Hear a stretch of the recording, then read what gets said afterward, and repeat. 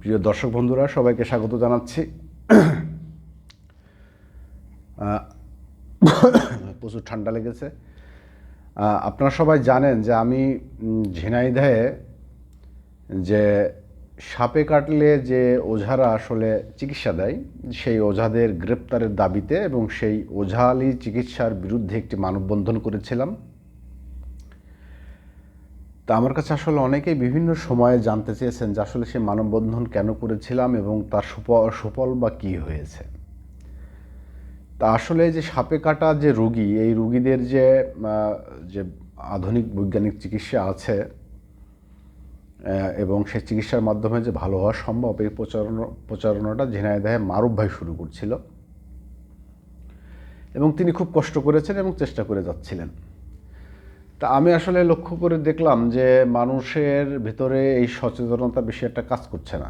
কারণ যেহেতু পরম্পরায় আমরা হচ্ছে যে এই ওঝার কাছে গিয়েছি, বৈজ্ঞানিক কোনো চিকিৎসা আমরা নিয়ে নিই, এবং আমি মনে করি যে এই ব্যাপারে ঝিনাইদহে যদি 20 লাখ মানুষ থাকে, অন্তত 8 লাখ মানুষ এখনও কুসংস্কারের মধ্যে আছে এই সাপে কাটা রোগীদের ব্যাপারে।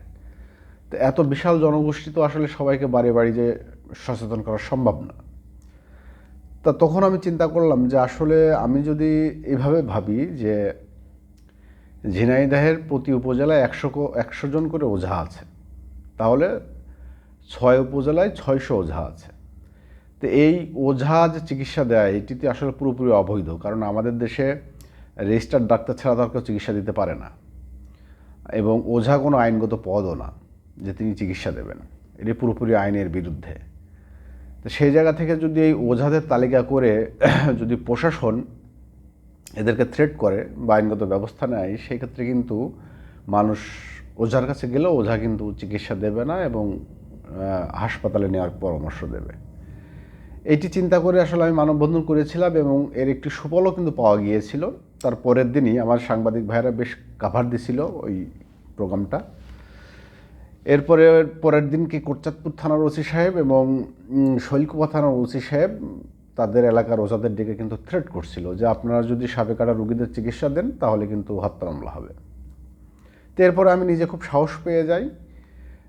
এরপরেও অনেকে ওঝার কাছে গেছে এবং যাওয়ার পরে ওঝার সেই ভুল চিকিৎসায় মারা গেছে এবং আমি সেই সব ওঝাদের বাড়ি চলে গিয়েছি। এবং যেহেতু আজকে চিকিৎসা দেওয়ার কারণে সেই রুগীটা মারা গেছে, সেই এলাকায় ঘটনাটা আলোচিত, আমি সেই ওঝাকে যে একদম খামচি মেরে ধরেছি, ধরে আশপাশের লোকজন ডেকে ওঝা যে একজন ভুয়া সেই জিনিসটা প্রতিবেশীদের নিকট আমি প্রমাণ করেছি এবং সেই ওঝাকে আমি প্রতিশ্রুতি আদায় করেছি যে তিনি আর কোনো সাপে কাটা রোগীর চিকিৎসা দেবেন না।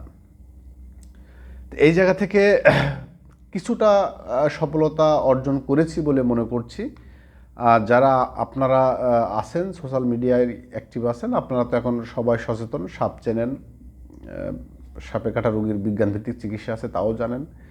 তো সেই জায়গা থেকে আপনারা যারা আছেন স্ব এলাকার মানুষ প্রতিবেশীকে এই ব্যাপারে সতর্ক করবেন, এটি বলার জন্য আসলে ভিডিওতে আসা। সবাই ভালো থাকবেন। আসসালামু আলাইকুম।